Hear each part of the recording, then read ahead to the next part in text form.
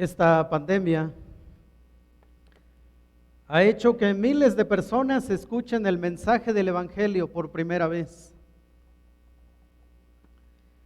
lo cual no significa que los que están comprendiendo el Evangelio y están siendo transformados por el Evangelio se cuenten por miles. Eso no es novedad. En los días de nuestro Señor Jesucristo, multitudes seguían a Jesús. La Biblia dice que ni les daba tiempo de comer en muchas ocasiones porque la gente los agolpaba, llegaban en multitudes. Sin embargo, los que realmente creyeron en Jesús y fueron transformados fueron muy pocos. La porción que vamos a estudiar el día de hoy es una porción muy conocida.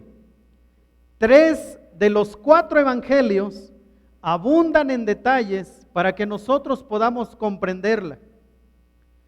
La parábola del sembrador figura entre las más conocidas y no es para menos. En palabras de Jesús, no solo debemos conocerla, sino comprenderla. La falta de comprensión de esta parábola, en palabras de Jesús, evita la comprensión de las demás. Se los dijo de la siguiente manera a sus discípulos: ¿no sabéis esta parábola? ¿Cómo pues entenderéis todas las parábolas? Marcos 4:13. Piense por un momento en la importancia de la parábola que vamos a estudiar hoy. La parábola del sembrador. Jesús dijo: ¿no entienden esta parábola? Si no la entienden, están impedidos para entender las demás. El cristianismo es una relación que debe mantenerse. Significa una respuesta inicial, constante y una fiel consumación. Los autores del Nuevo Testamento usan diferentes expresiones para referirse al proceso de crecimiento que los creyentes debemos experimentar después de nuestra conversión. Por eso es que debemos tener mucho cuidado, hermanos. Debemos tener mucho cuidado con pensar que cuando una persona levanta la mano ha creído. Y lo voy a decir con mucho cuidado, pero a la luz de las Escrituras, levantar la mano puede significar absolutamente nada, absolutamente cero comprensión. Por eso es que debemos cuidar lo que predicamos, cuidar lo que enseñamos. Vuelvo a repetir, los autores del Nuevo Testamento usan diferentes expresiones para referirse al proceso de crecimiento que los creyentes debemos experimentar después de nuestra conversión. Escuche algunas de estas expresiones. Efesios 3:17. Arraigados y cimentados. Como aquella planta que empieza a echar raíces profundas y gruesas, arraigados y cimentados, como en medio de aquella construcción que se hace, que se ponen los cimientos para levantar un edificio. Lo primero que los trabajadores hacen es poner buenos cimientos. Colosenses 1:6 y 7. Andad en él, arraigados y sobreedificados. Colosenses 3:2. Poned la mira en las cosas de arriba. Efesios 4:24, vestíos del nuevo hombre. Primera a los Corintios 3:10, pero cada uno mire cómo sobreedifica. Hebreos 12:1, despojémonos de todo peso y del pecado que nos asedia. Primera de Pedro 2:2, desead como niños recién nacidos la leche espiritual no adulterada, para que por ella crezcáis para salvación. Judas 20 y 21. Pero vosotros, amados, edificando sobre vuestra santísima fe, orando en el Espíritu Santo, conservaos en el amor de Dios. Toda persona que dice haber creído en Cristo Jesús Toda persona que dice haber creído en Cristo Jesús para salvación debe crecer, madurar y dar fruto. La evidencia de haber creído en Cristo Jesús es la permanencia y la fructificación. No obstante, a veces llegamos a pensar que los frutos de haber creído es nuestra fidelidad a la iglesia, es dar nuestros diezmos y ofrendas. Por eso es que hay muchos creyentes amargados con Dios, enojados con Dios, creyentes quizá en un hospital, que le dicen: Señor, si yo iba todos los domingos a la iglesia y daba mis diezmos y ofrendas, ¿por qué ahora estoy aquí? Bueno, hermanos, es que eso no es fruto. El fruto de una persona que ha creído es la permanencia en la palabra y la fructificación. Por eso es que el día de hoy vamos a estudiar este tema tan importante y le he dado el título a esta enseñanza: Tierra infértil. Tierra infértil, basado en Mateo capítulo 13. Escuche el capítulo 13, abran sus Biblias por favor, si ya las tienen ahí, quédense ahí por favor. Mateo 13 dice así: aquel día salió Jesús de la casa y se sentó junto al mar. Y se juntó mucha gente. Y entrando él en la barca se sentó y toda la gente estaba en la playa y les habló muchas cosas por parábolas. Imagínense esa escena, hermanos, tanto así que el Señor Jesús tiene que subirse a una barca para comenzar a predicar, porque la gente era tanta que los agolpaba. Eso era muy común, lo vemos en otras porciones de los evangelios, que había tanta gente que obligaban al Señor Jesús a que se apartara y se subía a una barca y desde ahí comenzaba a predicarles. Pero era tanta la gente. Y dice, y les narra entonces, les cuenta la parábola del sembrador, que ya se leyó hace un momento, y luego vamos a posar nuestra mirada a partir del verso 18, porque ese es el momento en el que Jesús, de manera privada, ya no ante la multitud, va a dar la interpretación de este texto. Pero antes, ¿verdad?, les dio una reprimenda cuando les dijo: ¿cómo no la entendieron? Si está tan sencillo. Y hermanos, debo decirles, hay porciones de la palabra de Dios que uno batalla bastante para entenderla. Pero tenemos al Espíritu Santo fiel que nos guía, nos alumbra a través de la perseverancia, de estar ahí, ¿verdad?, estudiándola, ampliándola. Y eso no, la comprensión de un texto muchas veces no va a llegar a la primera, hermanos. Requiere estar ahí estudiándola. Dice así, verso 18. Oíd pues vosotros la parábola del sembrador. Cuando alguno oye la palabra del reino y no la entiende, viene el malo y arrebata lo que fue sembrado en su corazón. Este es el que fue sembrado junto al camino. Y el que fue sembrado en pedregales, este es el que oye la palabra y al momento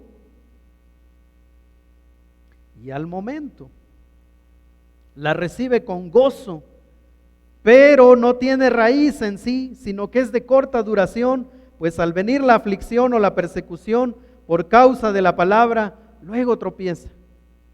El que fue sembrado entre espinos, este es el que oye la palabra, pero el afán de este siglo y el engaño de las riquezas ahogan la palabra y se hace infructuosa. Mas el que fue sembrado en buena tierra, este es el que oye y entiende la palabra y da fruto y produce a 100, a 60 y a 30 por uno. Estudiamos entonces la parábola del sembrador. Algunos componentes interesantes. La primera de ellas es que el sembrador es Jesús mismo. Mateo 13:37 dice: respondiendo él les dijo, el que siembra la buena semilla es el Hijo del Hombre. Así que el sembrador es el Señor Jesucristo. La semilla en esta parábola es la palabra de Dios, que aquí es llamada la palabra del reino. Y con esto, nadie tiene duda de lo que se debe predicar al no creyente, que lo que se debe hacer llegar a él es la palabra del Señor. Y a veces, hermanos, nosotros queremos contar únicamente nuestro testimonio, pero cuando contamos nuestro testimonio, tendemos a centrarnos únicamente en nosotros. Pero si hay algo que va a transformar el corazón de un pecador, el corazón de un incrédulo, es la palabra. El Evangelio y solo el Evangelio es el único mensaje con poder para salvación, de acuerdo con Romanos 1:16. No hay otra.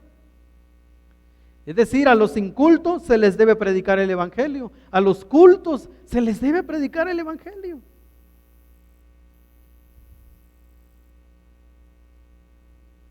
Somos nosotros los que a veces pensamos que a una persona con un grado académico hay que llegarle, ¿verdad? Con otros elementos, ya después el Evangelio. Si hay algo que va a transformar su corazón, si hay algo que le va a confrontar, pero si hay algo que va a descender sobre su vida como bálsamo, es el poder del Evangelio. Dos formas de siembra en ese tiempo. La primera de ellas era que el agricultor iba recorriendo el terreno, y en ese tiempo se usaban algunos bolsos tipo morrales, donde el agricultor iba caminando y lo que hacía era esparcir la semilla. Esa era una. La otra forma de sembrar era tomar un asno, colocarle un costal de semillas, hacerle un hoyo y dejar que el asno avanzara. Y solamente a veces se les iba guiando. Sin embargo, pues la semilla igual tendía a caer en cualquier lugar. Otro elemento que llama la atención es que los cuatro tipos de personas representados en la parábola oyen la misma palabra. Los cuatro tipos de personas representados en la parábola oyen la misma palabra. Y he aquí los resultados. Hablemos entonces, en primer lugar, de los factores que impiden el crecimiento. Factores que impiden el crecimiento. En primer lugar, la falta de entendimiento. Cuando alguno oye la palabra del reino y no la entiende, viene el malo y arrebata lo que fue sembrado en su corazón. Este es el que fue sembrado junto al camino. Ahora, aquí no estamos hablando de una persona, ¿verdad?, que quiere entender la palabra y no la entiende. Aquí no estamos hablando de eso. Es decir, a una persona que leyó el texto con un buen corazón, pero como a menudo nos pasa, ¿verdad? A veces hay textos que ya lo leímos, hay que volverlo a leer y ahí estamos, pero interesados. Este no es el caso. Aquí estamos hablando de un terreno, en la parábola, un terreno endurecido por los caminantes. Esto hacía que la semilla quedara totalmente expuesta y pisoteada al mismo tiempo. La semilla que quedó expuesta, descendían las aves y la tomaban. Pero la semilla que no fue tomada, como eran terrenos donde se podía hacer camino, ¿verdad?, brechas, pues la gente caminaba y al momento de ir caminando, pues hundía la semilla. Esa semilla ya no va a germinar, se perdió, matando así la posibilidad de la germinación. Esto representa en labios de Jesús a un corazón endurecido, sin entendimiento. El apóstol Pablo en 1 Corintios 2:14 dijo: pero el hombre natural no percibe las cosas que son del Espíritu de Dios, porque para él son locura y no las puede entender, porque se han de discernir espiritualmente. ¿Ha escuchado los burlones? ¿Los ha escuchado? Ay, ¿a poco tú crees en ese libro? Lo escribieron hombres. Se está echando un libro de filosofía que quizá lo leyó un marciano, ¿verdad? Ay, ¿a poco tú estuviste ahí en lo que dice la Biblia? Pero se está echando un libro de ciencia donde yo no sé si él participó, ¿verdad? Pero así son. O sea, ¿tú crees en ese libro viejo? Ya, déjalo, eso no sirve para nada. Eso es para ya. Ahorita estamos en la nueva onda, ¿verdad? Libros aquí de ciencia que vienen de filosofía. Y cuando le dice, a ver, ¿qué libro te has leído de filosofía? No, pues es que yo lo escuché en un meme, ¿lo leyeron? Pero no, hombre, ¿creen que los memes de verdad vierten sabiduría? Es que lo vi en un video de YouTube. No, hombre, si esos youtubers son buenísimos. Porque para él son locura. ¿Cómo por fe? ¿Cómo es que por fe la gente se va a salvar? O sea, para él son locura, ¿verdad? Segunda a los Corintios 4:4 dice: pero si nuestro evangelio está aún encubierto, entre los que se pierden está encubierto, en los cuales el Dios de este siglo, dijo Pablo en ese tiempo, y sigue siendo el mismo Dios de este siglo, cegó el entendimiento de los incrédulos para que no les resplandezca la luz del Evangelio, de la gloria de Cristo, el cual es la imagen de Dios. Cuando una persona, ¿verdad?, se presenta así con burla y sarcasmo ante la palabra, lo que nosotros estamos viendo es lucha espiritual. Cuando usted ora por sus hijos, cuando usted le comparte el Evangelio a una persona no creyente, a un compañero, a un amigo, a un vecino, usted está tocando terreno enemigo. Y el enemigo no se va a quedar quieto. Él sabe que lo que él puede escuchar puede transformar su vida. El enemigo conoce el poder de la palabra. Por eso es que cuando una persona comienza a leer la palabra, el enemigo sabe que lo va a transformar y va a hacer todo lo posible para que le parezca aburrido, para que le parezca anticuado. Lucas 8:12 dice: y los de junto al camino son los que oyen, y luego viene el diablo y quita de su corazón la palabra para que no crean y se salven. Por eso es que el apóstol Pablo dijo que la palabra es el poder para salvación. No es cualquier mensaje, hermanos. La palabra de Dios es viva y es eficaz. Lo que produce la falta de entendimiento, los prejuicios, el orgullo, el temor, una conducta inmoral.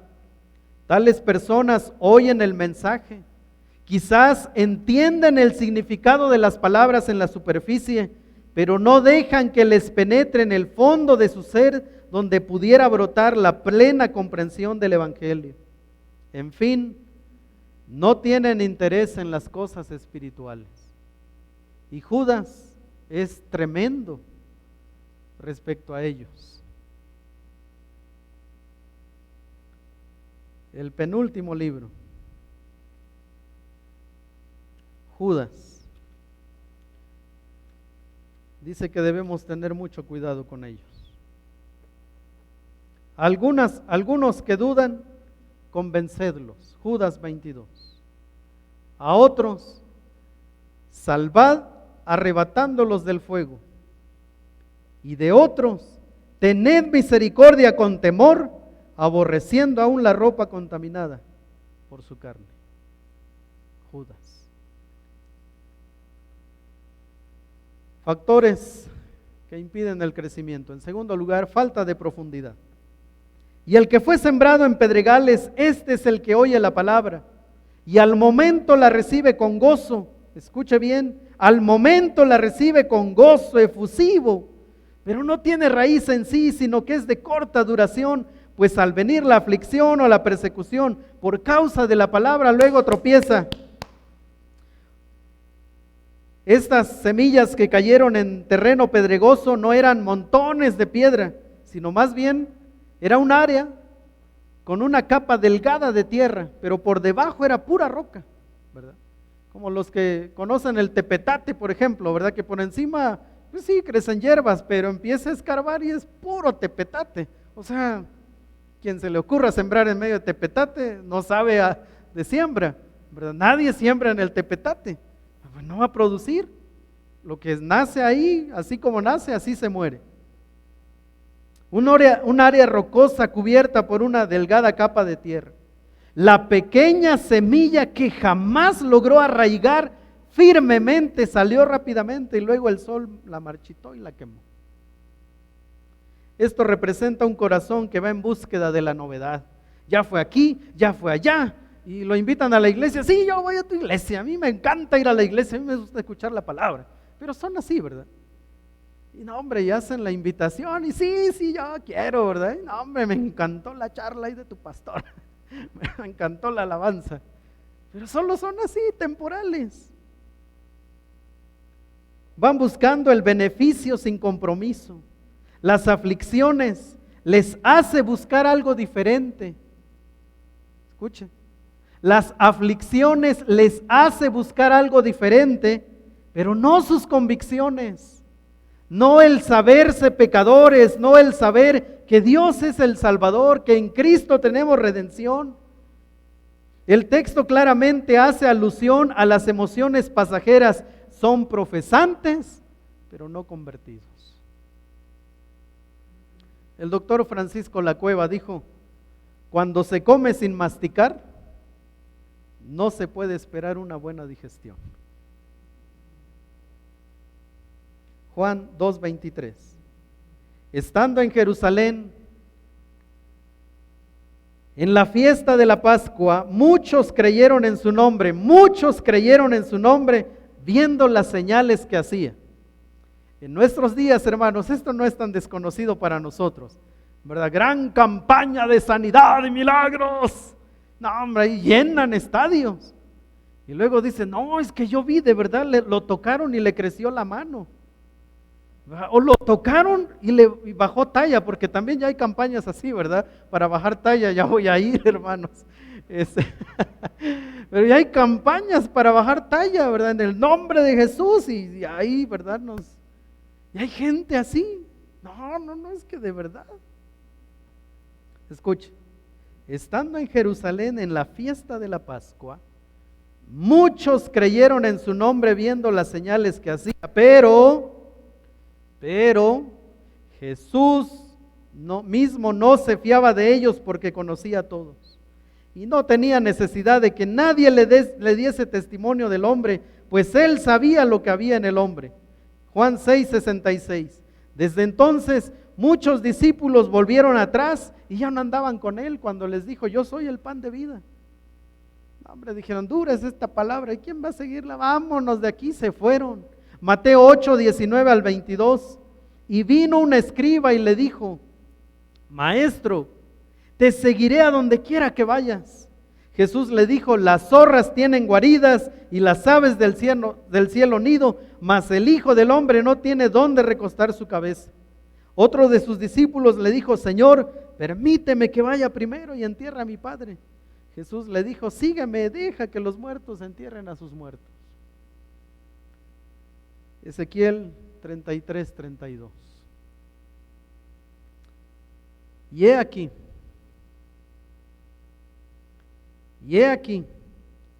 que tú eres a ellos como cantor de amores, hermoso de voz y que canta bien. Y oirán tus palabras, pero no las pondrán por obra. Charles Spurgeon, se cuenta que un día una hermana le dijo al terminar el servicio: pastor, qué bonito mensaje el que nos dio. Y Charles Spurgeon le dijo: sí, el diablo me lo dijo anoche.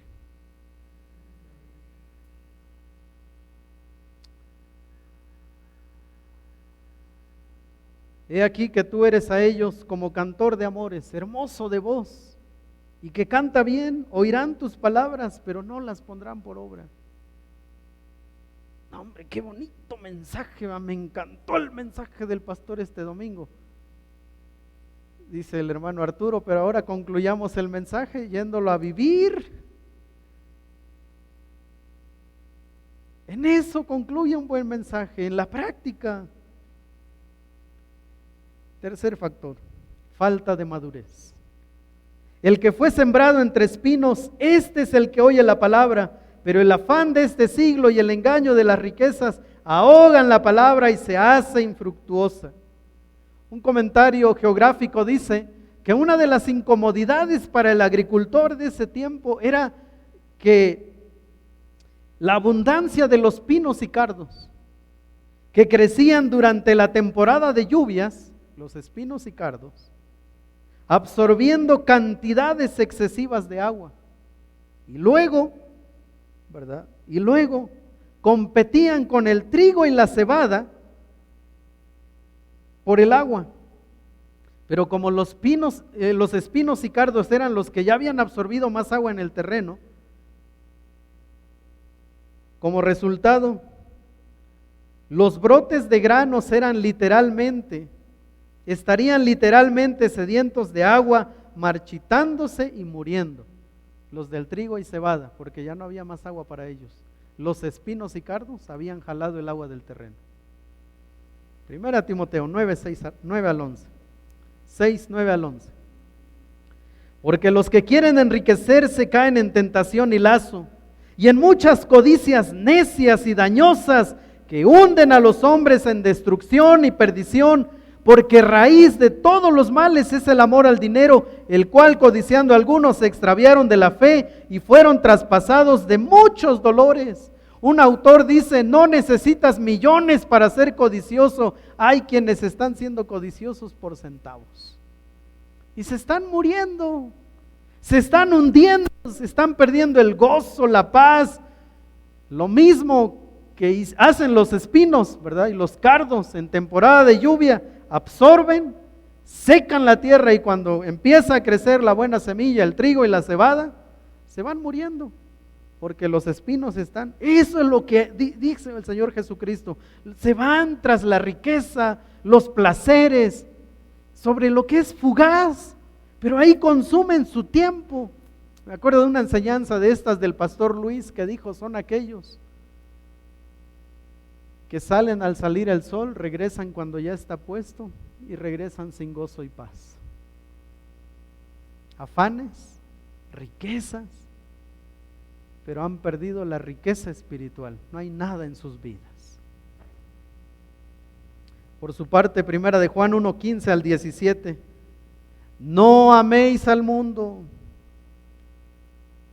no améis al mundo, ni las cosas que están en el mundo. Si alguno ama al mundo, el amor del Padre no está en él, porque todo lo que hay en el mundo, los deseos de la carne, los deseos de los ojos y la vanagloria de la vida, no proviene del Padre, sino del mundo. Y el mundo pasa y sus deseos, pero el que hace la voluntad de Dios permanece para siempre. Pero qué tan rápido desviamos nuestra mente y nuestro corazón, hermanos. Vivimos tan afanados, engañados. Decimos creer en Cristo sin gozo, sin paz, sin plenitud. Pero no, hombre, damos gracias por el Evangelio. ¿Cuál Evangelio, hermanos? Cuando lo que hay en nuestro corazón no tiene nada que ver con eso. No améis al mundo. El doctor Francisco Lacueva dijo, con gran propiedad comparó el Señor los afanes de este mundo con los espinos, puesto que punzan y tienen en vilo a la mente, arañan y lastiman con sus desengaños, y enredan y atan con los lazos de perversas conexiones hasta que se cauteriza la conciencia y se vuelve insensible a las influencias de la gracia. Y ahí tenemos, ¿verdad?, hermanos, o por lo menos creen que son creyentes, pero están más enfocados en estas cosas, amargados, tristes, decepcionados, y dicen, no, a mí Dios ya me decepcionó, yo ya no quiero saber. En palabras de Jesús, probablemente, ¿verdad?, eran de estos terrenos. Qué peligroso, qué peligroso. Voy a decir esto, hermanos, el Nuevo Testamento a menudo, ¿verdad?, habla sobre quienes habiendo oído el mensaje se apartan. Eso no es novedad. El Nuevo Testamento habla a menudo sobre quienes habiendo oído el mensaje se apartan. Oído. Y recuerde, los tres anteriores oyeron, pero no eran creyentes. No nos engañemos, hermanos. A menudo el Nuevo Testamento, ¿qué dice? No tienen raíces temporales, se apartan, no permanecen, se desvían, naufragan, cometen apostasía, caen y vuelven a caer.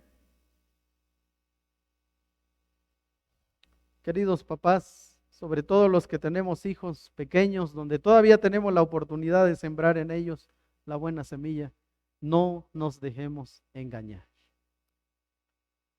A veces, ¿verdad?, nuestros hijos anotan, ahí yo acepté a Cristo tal fecha, ahí me bauticé tal fecha.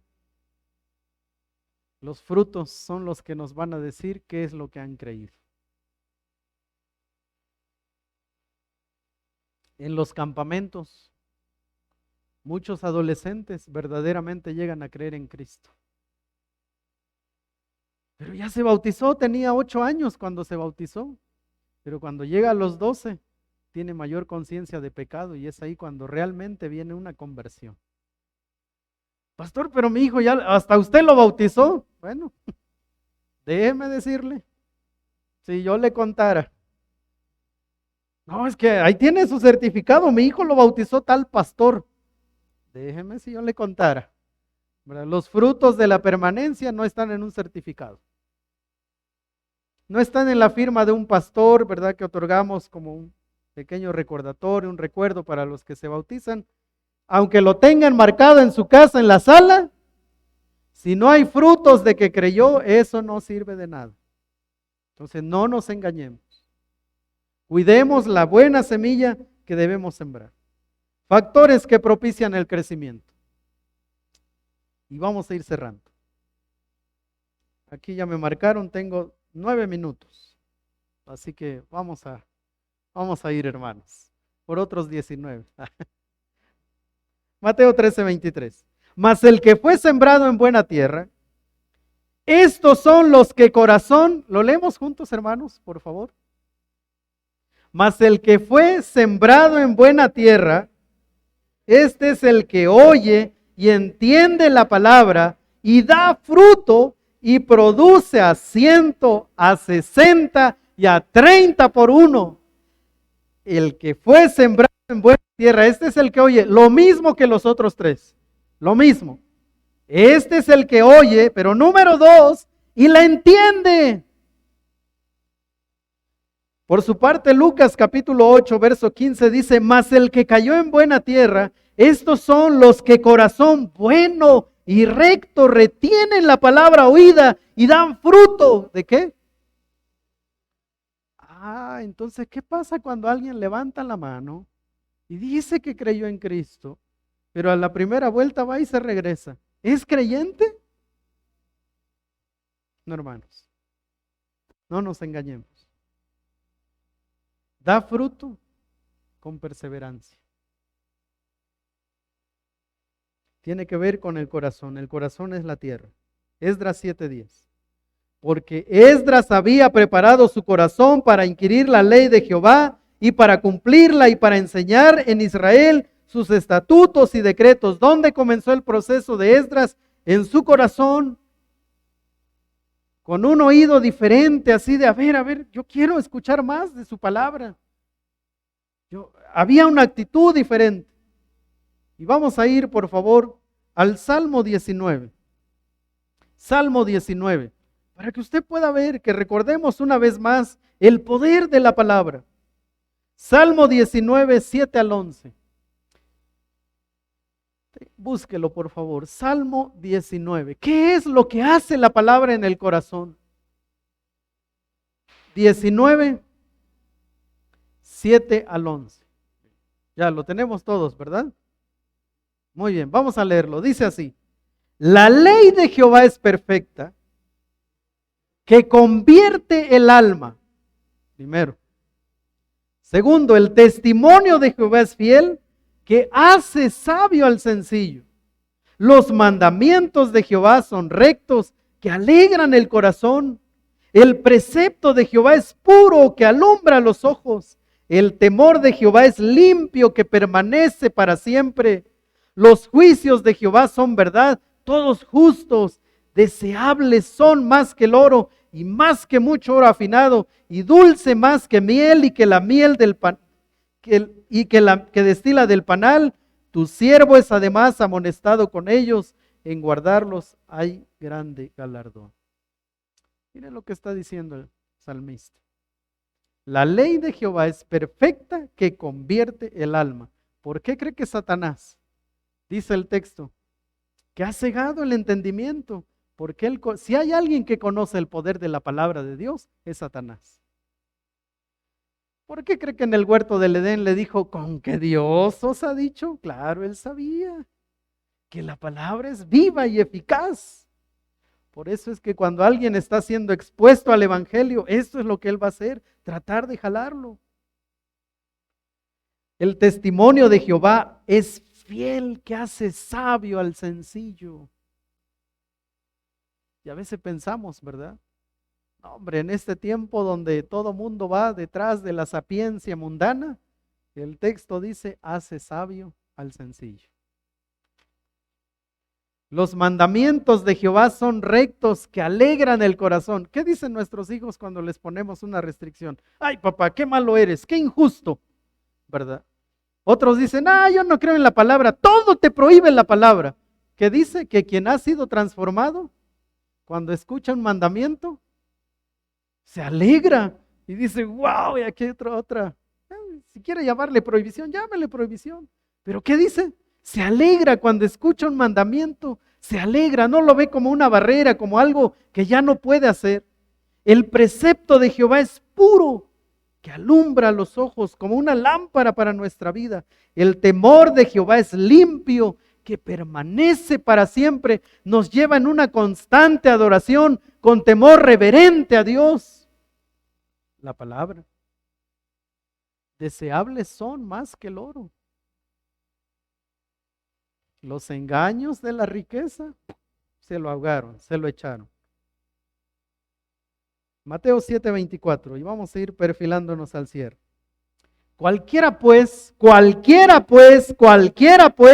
que me oye estas palabras y las hace, le compararé a un hombre prudente que edificó su casa sobre la roca.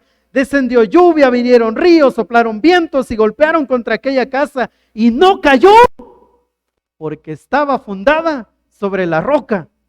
Y la roca es Cristo. Por eso el texto dice, ese, ¿verdad? Que empezó y uno dice, wow, si apenas tiene un mes de que aceptó a Cristo y ya va a ser pastor. Porque luego así dicen, ¿verdad? Lleva un año de creyente, ya lo quieren poner como pastor. Como líder, como esto, como lo otro. No, hombre, es que... No, hermanos. Y de repente uno ve, van para abajo. La temporalidad, las aflicciones. En otras palabras, Jesús dice, vinieron ríos, soplaron vientos, golpearon contra aquella casa. Y luego dice, no, es que yo pensé que después de ir a la iglesia ya todo iba a ser bonito. ¿Y quién le dijo eso? ¿Dónde lo leyó? El Señor Jesucristo dice, vienen ríos, soplan vientos, lluvia, golpean contra aquella casa y no cae porque está fundada sobre la roca. William Hendrickson dice, este tipo de persona oye porque quiere oír. Reflexiona en lo que oye porque tiene fe en quien habla, en la palabra, en la roca, en Cristo. Así alcanza una medida de verdadero entendimiento. Pone el mensaje en práctica y lleva fruto, conversión, fe, amor, gozo, paz, paciencia.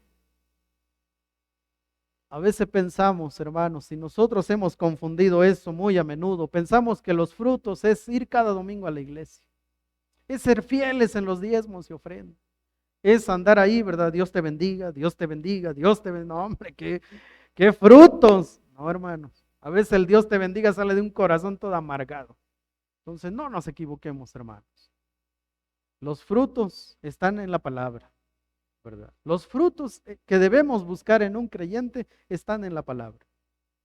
Al principio dije que esta pandemia ha propiciado que miles de personas escuchen el mensaje del Evangelio. Sin embargo, los que verdaderamente están comprendiendo el Evangelio y están siendo transformados, no se cuenta por miles. A la luz de esta parábola hemos visto que hay factores que impiden el crecimiento. Y hermanos, no todo es culpa del diablo. Ay, pastor, es que este diablo sucio. Por favor, no. El texto dice, tiene que ver aquí. Al pobre diablo que ni es omnipresente andamos culpando de todo. ¿Verdad? Hay otro creyente del otro lado del mundo culpando también al pobre diablo. Entonces, no todo es culpa del diablo. La manera en que afrontamos las aflicciones y persecuciones por causa de la palabra determinan lo que hay en nuestro corazón. Por su parte, las preocupaciones, los engaños de la riqueza y los placeres que perseguimos terminan marchitando y matando lo que decimos creer. Por eso, hermanos, debemos tener cuidado. Debemos tener cuidado. Debemos tener cuidado. Debemos tener cuidado. Debemos tener cuidado. Debemos tener cuidado. Debemos tener cuidado. Debemos tener cuidado. Debemos tener cuidado. Debemos tener cuidado. Debemos tener cuidado. Debemos tener cuidado. Debemos tener cuidado. Debemos tener cuidado. Debemos tener cuidado. Debemos tener cuidado. Debemos tener cuidado. Debemos tener cuidado. Por eso, hermanos, debemos tener cuidado. No, pastor, es que de verdad, si yo ganara unos 30, mire, yo ya estaría bien. Pero el que gana 50 también dice, no, pastor, si yo ganara 60. No, no es eso, hermanos, es un engaño. Nos engañamos. Pensamos que el gozo y la paz vienen de la estabilidad que el mundo puede darnos.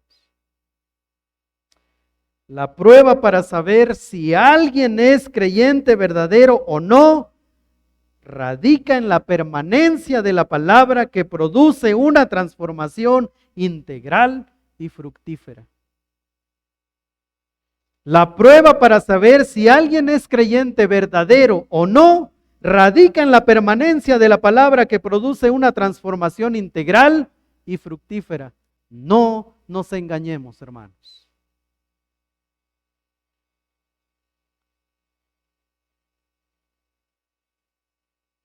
Cuando nos miramos a la luz de la palabra, tenemos que reconocer que hay ajustes que hacer en nuestra vida, que hay reflexiones profundas que debemos hacer, que no podemos vivir una vida a la ligera, a la luz de los principios de este mundo, que debemos revisar lo que estamos sembrando en el corazón de nuestros hijos, que no vayamos a caer en ese punto únicamente, ¿verdad? De decir, no, ya mi hijo el otro día, ¿verdad? Hizo la oración, pero su vida, ¿verdad? Ni siquiera es testimonio. No ama la palabra. No hay un cambio. Bueno, esa oración, hermanos, borrémosla y volvámosle a predicar el evangelio. No nos autoengañemos. Hermanos, ¿qué responsabilidad tenemos? ¿Verdad? El primer campo es nuestra familia, nuestros hijos. Así que hagamos esa labor con cuidado, con temor y temblor. No nos engañemos. Quizás esta tarde alguien dice, pastor, yo no había comprendido el mensaje.